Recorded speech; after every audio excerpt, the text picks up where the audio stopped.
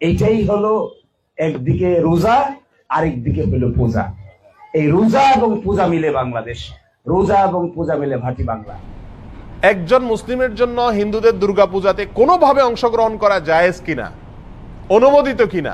ইবনে মাজার এক হাদিসে আসছে নবী আলাইহিস সালাম সতর্ক করেছেন যে একটা সময় আসবে যখন আমার এই উম্মতের কিছু লোকেরা মূর্তি পূজায় সরাসরি যোগ দিবে, আর কিছু আছে মূর্তি পূজারীদের সঙ্গে মিশে একাকার হয়ে যাবে। আজ তার বাস্তব নমুনা আমরা দেখতে পাচ্ছি। আজ থেকে আমরা 15-20 বছর আগেও যদি চলে যাই, তাহলে দেখব আমাদের দেশে হিন্দু ধর্মের লোকেরা তাদের ধর্মীয় কর্মকাণ্ডগুলো করত তাদের মন্দিরগুলোতে, তাদের মতো তারা তাদের কর্মকাণ্ডগুলো চালাতো, কেউ সেখানে বাধাও দিত না, আর কেউ সেখানে মিশতেও যেত না মুসলিমদের মধ্য থেকে। কিন্তু গত বেশ কয়েক বছর ধরে দেখা যাচ্ছে হিন্দুদের সবচেয়ে বড় উৎসব এবং শিরকের সবচেয়ে বড় আয়োজন আল্লাহর জমিনে, এটা যখনই হতে যায় তার আগে এবং এটা চলাকালীন সময়ে মিডিয়াতে এক শ্রেণীর লোকেরা এই স্লোগানটা খুব বেশি বেশি আওড়াতে থাকেন, ধর্ম যার যার, উৎসব সবার। বড় আশ্চর্য লাগে, বিষয়টা যখন ধর্মীয় তাহলে এটার ব্যাখ্যা দিবে তো ধর্মীয় ব্যক্তিবর্গরা, কিন্তু ধর্মীয় বিষয়ে ব্যাখ্যা দিতে আসছেন রাজনীতিকরা, ধর্মীয় বিষয়ে ব্যাখ্যা দিতে আসছেন বুদ্ধিজীবীরা, যাদের ধর্ম সম্পর্কে কোনো ধারণাই নাই। এটা হলো সবচেয়ে বড় আশ্চর্যের বিষয়। এই বিষয়টি তো সিদ্ধান্ত দিবে ধর্ম বিশেষজ্ঞগণ, ওলামা একরাম, কারণ বিষয়টা ধর্মীয়। অতএব এটা হলো একটা আশ্চর্যের বিষয়। দ্বিতীয়ত হলো, এই স্লোগানটার মতো অন্তঃসার শূন্য, অযৌক্তিক এবং হাস্যকর আর কোনো স্লোগান হতে পারে না। এই স্লোগান যদি যৌক্তিক হতো, এটার যদি অন্তঃসার থাকতো, তাহলে তো এই স্লোগান মুসলমানদের ঈদের সময়, উৎসবের সময়ও আসতো। বলা হতো, হিন্দুদেরকে আহ্বান করা হতো, তোমরাও আসো, দোনো ঈদে অংশগ্রহণ করো। অথচ তখন এটা করা হয় না। তাহলে বোঝা গেল উদ্দেশ্যমূলকভাবে শুধু মুসলমানদের ঈমান ধ্বংস করার জন্য এই ষড়যন্ত্রমূলক স্লোগানটি বাজারে চাউর করে রাখা হয়েছে, এবং এর পিছনে কিছু ষড়যন্ত্রকারী তথাকথিত বুদ্ধিজীবী এবং রাজনীতিকরা কাজ করছেন। আমরা সকলেই জানি, কোরবানিদের সময় পাক ভারত উপমহাদেশের মানুষ সবচেয়ে বেশি পরিমাণে কোরবানি করে গরু। যদিও গরু ছাড়া অন্যান্য পশু কোরবানি করা যেতে পারে, যেহেতু মুসলমানদের কাছে গরু খাওয়া হালাল, বিধায় গরু কোরবানি করে আমাদের দেশের মানুষ বেশিরভাগ ক্ষেত্রে। আর এর জন্য কোরবানিতে মানুষ বলে অনেকে বকরা ঈদ। বকরা শব্দ বাকারা আরবি, বাকারা মানে গরু, সেখান থেকে বাকরা ঈদ বলে বা বকরি ঈদ বলে। তো বাকারা বা বকরি আরবি গরু থেকে, তার মানে গরুর ঈদ। ঈদটাই হলো গরু জবাই করা, গরুর গোশত খাওয়া, বিতরণ করার উৎসব। তাহলে সেই কোরবানির ঈদে যদি হিন্দু ধর্মের লোকদেরকে আহ্বান করা হয় যে তোমরা আসো, গরুর গোশত খাও, তাহলে এটা তাদের জন্য অপমানকর হবে কিনা, তাদের জন্য কষ্টের হবে কিনা? কারণ তারা গরুকে পবিত্র মনে করে, গরুকে মা মনে করে, গরুকে পূজা মনে করে। সেখানে গরুর গোশত খাইতে যদি আসতে বলা হয়, তার মাবুদের, সে যাকে ইবাদত করে, পূজা করে, তার গোশত খেতে তাকে যদি আহ্বান করা হয়, তাহলে এর চাইতে বড় অপমান আর কষ্টের কি হতে পারে? এই কারণেই কোনো রাজনৈতিক বা তথাকথিত বুদ্ধিজীবীদের কেউই আহ্বান করে না হিন্দুদেরকে যে আসো, মুসলিমদের সাথে উৎসবে সামিল হয়ে যাও, কারণ উৎসব সবার। কেন? কারণ একজনের ধর্মীয় ইবাদত, একজনের ধর্মীয় উৎসব আরেকজনের জন্য বিপরীত হতে পারে। একজন মুসলিম, নগণ্য থেকে নগণ্য, সাধারণ থেকে সাধারণ মুসলিমও জানেন যে ইন্না শিরকা লাযুলমুন আযীম, নিঃসন্দেহে শিরক, নিশ্চয়ই শিরক, এটা সবচেয়ে বড় অপরাধ। ইন্নাল্লাহা লা ইয়াগফিরু আন ইউশরাকা বিহি ওয়া ইয়াগফিরু মা দুনা যালিকা লিমান ইয়াশা। আল্লাহ সুবহানাহু ওয়া তাআলা তার সঙ্গে শিরক করলে এটা মাফ করেন না, আর শিরক ছাড়ানো যে কোনো গুনাহ আল্লাহ চাইলে যার জন্য ইচ্ছা তার জন্য কি করতে পারেন? ক্ষমা করতে পারেন। আর এই শিরকের সবচেয়ে বড় আয়োজন দুর্গাপূজা। এই দুর্গাপূজার অনুষ্ঠান ভিন্ন ধর্মের লোকেরা করছে, হিন্দুরা করছে। একজন মুসলিম হিসেবে আমি তার তাড়াতাড়ি করতে দিতে পারি এতটুকু, কিন্তু তার সে উৎসবে আমি সামিল হওয়া, যোগদান করা, কোনোভাবে অংশগ্রহণ করা, একজন হিন্দুকে কোরবানির ঈদে, বকরা ঈদে গরুর গোশত খেতে আহ্বান করা বা বাধ্য করার মতোই, একই বিষয়, কোনো পার্থক্য নাই।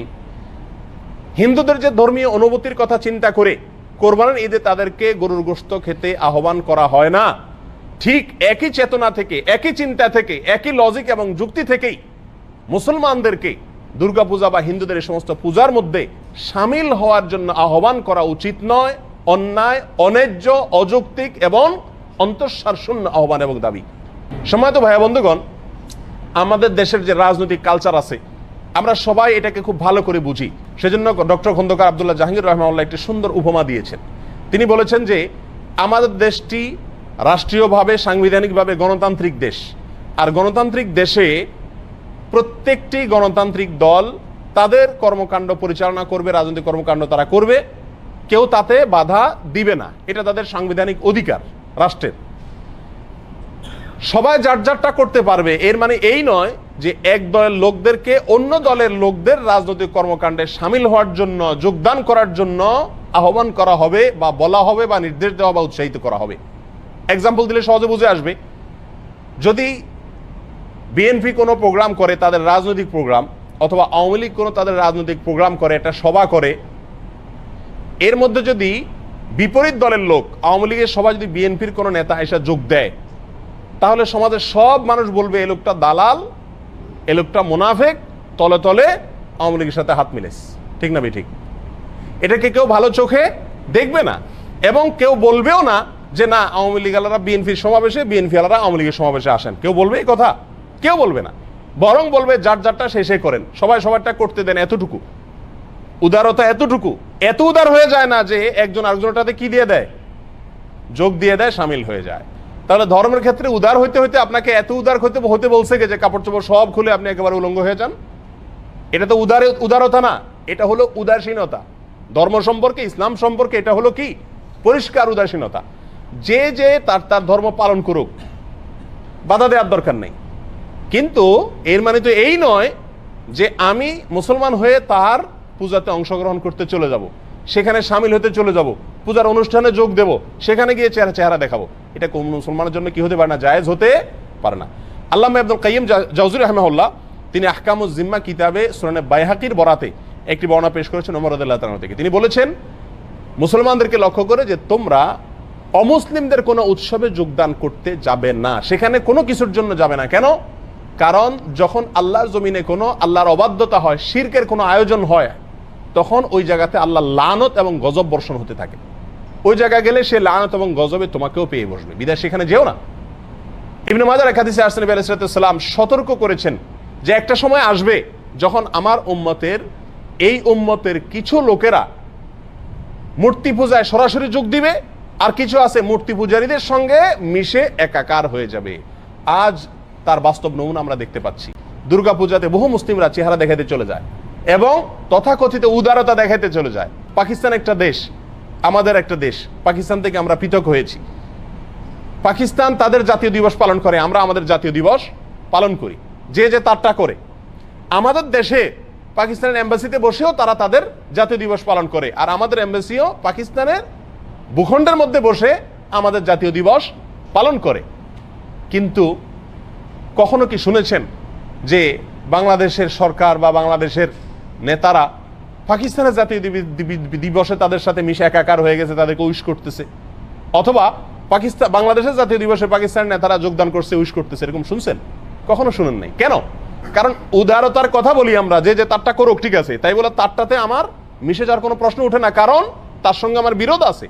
বিরোধ থাকলেও উদার থাকবো আমি, সেটা ভিন্ন বিষয়। একজন মুসলিমের সাথে শিরকের সাথে সম্পর্ক হলো সাপে নেউলে। যদি তার ঈমান রক্ষা করতে হয়, তাহলে সে কেউ যদি শিরক করে থাকে বাধা দিবে না, এতটুকু হতে পারে। কিন্তু সেখানে যোগদান করা, সেখানে হাজির হওয়া, উপস্থিত হওয়া, এটা কোনো অবস্থাতে জায়েজ বা যৌক্তিক হতে পারে না। সম্মানিত ভাইরা, নবী আলাইহিস সালাম বলেছেন মান তাশাব্বাহা বিকওমিন ফাহুয়া মিনহুম। যে ব্যক্তি যে জাতির সাথে সাদৃশ্য গ্রহণ করে সে তাদের অন্তর্ভুক্ত হয়ে যায়। আপনি যদি কোনো শিরকের প্রোগ্রামে যান, অনুষ্ঠানে যান এবং তাদের সাথে গিয়ে গা ভাসান, মিশে যান, তাহলে আপনি তাদের দলভুক্ত হয়ে গেলেন। অন্য এক বর্ণনা আসছে যে ব্যক্তি কোনো জাতির দল ভারী করে, সেখানে গিয়ে লোক সংখ্যা ভারী হলো, পূজা অনুষ্ঠানে আপনি গেলেন, 100 মুসলমান গেলে 100 জন বাড়লো কিনা, সংখ্যা বাড়লো কিনা, তাদের দেখতে বেশি দেখা গেল কিনা। যে ব্যক্তি কোনো দলের, কোনো সম্প্রদায়ের, কোনো ধর্মের লোকদের দল ভারী করবে, সে তাদের অন্তর্ভুক্ত হবে। কত বড় জঘন্য কথা। আমাদের দেশের এক শ্রেণীর ব্যবসায়ীকে তারা অর্থায়ন করে থাকেন এই সমস্ত পূজার সময়, মণ্ডপ তৈরিতে টাকা পয়সা দিয়ে থাকেন, বিভিন্ন গেট করে থাকেন, তোরণ নির্মাণ করেন এবং লেখা হয় তোরণে এটা অমুক ব্যবসায়ীর পক্ষ থেকে, মুসলমান ব্যবসায়ীর পক্ষ থেকে। আল্লাহ সুবহানাহু ওয়া তাআলা কোরআন কারীমে বলেছেন তাআওয়ানু আলাল বিররি ওয়াত তাকওয়া ওয়ালা তাআওয়ানু আলাল ইসমি ওয়াল উদওয়ান। তোমরা ভালো এবং তাকওয়ার কাজে একে অন্যকে সহযোগিতা করো, অন্যায় আর সীমা লঙ্ঘনের কাজে একে অন্যকে সহযোগিতা করো না। তাহলে শিরকের কাজে যদি সহযোগিতা করা হয়, তাহলে সরাসরি শিরক সম্পাদন করার যে অপরাধ, সেই অপরাধের দায় ওই সহযোগী ব্যক্তিকে বহন করতে হবে। কারণ আদ-দাল্লু আলাল খাইরি কাফাইলিহি, যে ব্যক্তি কোনো কাজের ভালো কাজের পথ দেখাবে, সে ভালো কাজ করা ব্যক্তির মতো সওয়াব পাবে। ঠিক তেমনি ভাবে যে ব্যক্তি মন্দ কাজের পথ দেখাবে বা মাধ্যম হবে, সেই মন্দ কাজটি সম্পাদন করার কারণে যে অপরাধ হবে, ওই পথ দেখানো ব্যক্তি বা যার মাধ্যমে হলো, সহযোগিতা হলো, সে সমান হারে দায় বহন করবে। অতএব দুর্গাপূজা বা অন্যান্য কোনো পূজায় কোনো প্রকার অর্থায়ন বা সহযোগিতা করা কোনো মুসলমানের জন্য জায়েজ নাই। এটা সম্পূর্ণ হারাম এবং শিরকের সঙ্গে শামিল হওয়ার নামান্তর। এটা চিন্তাগত, আদর্শগত উদারতা নয়, উদাসীনতা। এটা আদর্শগত উদারতা নয়, দেউলিয়াত্ব। এটা আদর্শগত উদারতা নয়, এটা ধর্মের ব্যাপারে মূর্খতার শামিল। অনেক মুসলিম শারদীয় দুর্গাপূজার শুভেচ্ছা জানায়। এ বিষয়ে ইসলাম কি বলে? শারদীয় দুর্গা পূজা উপলক্ষে বা যে কোনো পূজা উপলক্ষে একজন মুসলিম অন্য কোনো ধর্মাবলম্বী হিন্দু ভাই বোনদেরকে বা অন্য যে কোনো ধর্মের মানুষের ধর্মীয় উৎসবে শুভেচ্ছা জানাতে পারে না। এ বিষয়ে আমরা এর আগে বহু বক্তব্যে বলেছি যে এটিকে আমরা অনেকে ধর্মীয় উদারতা হিসেবে দেখি, মূলত এটি হলো ধর্মীয় উদাসীনতা। আপনি যদি মনে করেন যে শিরক এটি অপরাধ এবং আল্লাহ রাব্বুল আলামিন ঘোষিত কোরআনে কারীমের বর্ণনা অনুযায়ী সবচেয়ে বড় অপরাধ, তাহলে সেক্ষেত্রে আপনি কোনো অপরাধ কর্মের জন্য কাউকে শুভেচ্ছা জানাতে পারেন না। এটা আপনার বিশ্বাসের সঙ্গে সঙ্গতিপূর্ণ হয় না, এটা আপনার বিশ্বাসের সঙ্গে যায় না। হ্যাঁ, তিনি তার ধর্ম পালন করছেন, কোরআন প্রত্যেককে যার যার ধর্ম পালন করার স্বাধীনতা দিয়েছে এবং তার ধর্মকে আপনি জোরপূর্বকভাবে তার ধর্মীয় কাজে বাধা দিতে পারেন না, সেটি আরেকটি বিষয়।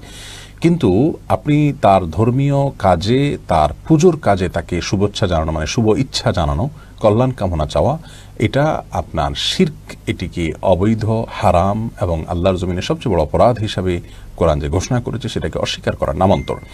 অতএব এইভাবে আমরা কোনো দুর্গাপূজা হোক বা যে কোনো ভিন্ন ধর্মের মানুষের ধর্মীয় উৎসব হোক, সে উপলক্ষে একে অন্যকে আমরা শুভেচ্ছা জানাতে পারি না। আল্লাহ বলেছেন ওয়ালা তাআওয়ানু আলাল ইসমি ওয়াল উদওয়ান, সূরা মায়দার ২ নম্বর আয়াতে আল্লাহ বলেছেন যে তোমরা সীমা লঙ্ঘন এবং পাপের কাজে একে অন্যের সহযোগিতা করো না। ইমাম ইবনুল কাইয়িম রাহিমাহুল্লাহ আহকামু আহলুজ জিম্মাহ নামক কিতাবে লিখেছেন যে পৃথিবীতে কোনো আলেমেরই কোনো দ্বিমত নেই এ মর্মে যে কাফিরদের বা অমুসলিমদের বিভিন্ন শেয়ার তথা তাদের বিভিন্ন নিদর্শন, উৎসব ইত্যাদি, এগুলো উপলক্ষে কোন প্রকার শুভেচ্ছা জানানো এটা জায়েজ না, এটি হারাম। আল্লাহ কোরআন কারীমে সূরা জুমারে বলেছেন ইন তাকফুরু ফাইন্নাল্লাহা গানিয়্যুন আনকুম, তোমরা যদি অস্বীকার করো আল্লাহ রাব্বুল আলামিনের আয়াতকে, আল্লাহর নির্দেশকে, তাহলে আল্লাহ তাআলা অমুখাপেক্ষী, আল্লাহ তাআলা কোনো তোমাদের প্রতি মুখাপেক্ষী নন। ওয়ালা ইয়ারদা লিআবাদিহিল কুফর, আল্লাহর বান্দারা কেউ কুফরি করবে, আল্লাহর প্রতি অবিশ্বাস করবে, এই জাতীয় শিরক বা জাতীয় কাজ করবে, এগুলোতে আল্লাহ তাআলা সন্তুষ্ট নন, আল্লাহ তাআলা এগুলোকে পছন্দ করেন না। এই জন্য কোনো মুসলমানের জন্য আসলে এই সমস্ত পূজা বা জাতীয় উৎসব উপলক্ষে শুভেচ্ছা জানানো জায়েজ নয়। এটাকে আমরা যদিও উদারতা হিসেবে দেখি, এটা হলো আমাদের বিশ্বাসগত উদাসীনতার শামিল। প্রসাদ খাওয়ার বিধান কি? হিন্দুদের পূজায় যদি তারা প্রসাদ পায়, সেটা কোনো মুসলমানকে দেয়, সেটা আমরা খেতে পারবো কি না? এই প্রশ্নের উত্তর হলো যে পুজো উপলক্ষে অথবা অন্য ধর্মের মানুষের কোনো ধর্মীয় উৎসব উপলক্ষে কোনো খাবার যদি আপনাকে দেয়, সাধারণ খাবার, তাহলে সেটা খাওয়া আপনার জন্য জায়েজ। সাধারণ খাবার দিলে সেটা খাওয়া আপনার জন্য জায়েজ আছে। তারা যদি কোনো পশু জবে করে দেয়, যেহেতু মুশরিক হিন্দুরা, তাহলে সেটার গোশত আপনি খেতে পারবেন না। ফলমূল এ জাতীয় কোনো কিছু দিলে সেটা আপনি খেতে পারবেন। কিন্তু পূজার যে প্রসাদ, সেটা বিশেষ খাবার, সেটা মূলত দেবতার সামনে পেশ করা হয়ে থাকে। তাদের ধারণা এবং বিশ্বাস হলো যে দেবতা এটা তার উচ্ছিষ্ট রেখেছেন, এটাতে বরকত আছে। তারপরে সেখান থেকে এনে তারা তার সামনে থেকে এনে নিজেরা ভাগ বটরা করে নিয়ে যায়। তো এইরকম উদ্দেশ্য যেহেতু সেখানে আছে, এই জন্য পুজোর প্রসাদটা খাওয়া জায়েজ হবে না, কারণ ওটার পিছনে একটা বাজে আকীদা এবং বিশ্বাস আছে। আর এমনিতে সাধারণ খাবার যদি তারা দেয়, তাদের পূজা উপলক্ষে খেতে পারে না। আলী রাদিয়াল্লাহু তাআলা আনহুর কাছে নাইরোজ উপলক্ষে, নাইরোজ মানে হলো মূলত নববর্ষ, অগ্নিপূজকদের ধর্মীয় উৎসবের দিন উপলক্ষে হাদিয়া পাঠানো হয়েছে, তিনি সেটাকে অ্যাকসেপ্ট করেছেন। এরপরে আয়েশা রাদিয়াল্লাহু তাআলার কাছে এক মহিলা প্রশ্ন করেছেন যে, সেই মহিলা বলেছেন যে আমার ছোটবেলা দুগ্ধদান করিয়েছেন একজন অমুসলিম নারী, তিনি তার ধর্মীয় উৎসব উপলক্ষে আমাকে কিছু খাবার টাবার দিয়ে আমি খেতে পারবো কিনা। তখন আয়েশা রাদিয়াল্লাহু তাআলা বলেছেন যে যদি কোনো পশুর গোশত টোস্ত দেয়, এগুলো খাবা না, কারণ মুশরিকদের জবাই করা পশুর গোশত খাওয়া যায় না। আর যদি কোনো ফলমূল ইত্যাদি দেয়, গাছের কিছু দেয়, তাহলে সেটা অবশ্যই তুমি খেতে পারবে। তাহলে ধর্মীয় দিবস উপলক্ষে দিলেও সেটা সাধারণ খাবার হলে খাওয়া যাবে, কোনো অসুবিধা নেই। আবু বারজা রাদিয়াল্লাহু তাআলা আনহু, তার প্রতিবেশী অগ্নিপূজক ছিল, কিছু অগ্নিপূজক ছিলেন। তিনি তার পরিবারের লোকদেরকে বলতেন যে তাদের উৎসব উপলক্ষে যদি কোনো খাবার টাবার দেয় তোমরা খেতে পারো, যদি ফলমূল জাতীয় হয় অথবা এমন কিছু হয় যেটা গোশত জাতীয় না, বা গোশত তারা জবাই করেছে এমন কোনো পশুর গোশত যদি না হয়, তাহলে সেটা তোমরা খেতে পারো। কারণ সে পশু যে জবাই করে সেটা কার নামে জবাই করে? তাদের প্রতিমার নামে, দেবতার নামে তারা জবাই করে। তাদের নামে জবাই করা পশুর গোশত খাওয়া যেরকম হারাম, প্রসাদ যে খাবারটা তাদের দেবতার উদ্দেশ্যে উৎসর্গ করে সেটা আবার বরকতের উদ্দেশ্যে এনে তারা খায়, বন্টন করে, সেটা খাওয়া আমাদের জন্য কি হবে না? জায়েজ হবে না। তাহলে সাধারণ যে খাবারগুলো আছে তাদের উৎসবের দিনও যদি তারা দেয়, এটা আপনি নিতে পারেন, কিন্তু উৎসব উপলক্ষে আপনি তাদেরকে কোনো বিশেষ কিছু দিতে যাবেন না। কারণ দেওয়ার মানে হলো তার শিরটাকে কি করা? সমর্থন এবং প্রমোট করা। মুসলিমকে স্বতন্ত্র সংস্কৃতি ইসলাম দিয়েছে, সেটাকে ধারণ করতে হবে এবং হেফাজত করতে হবে।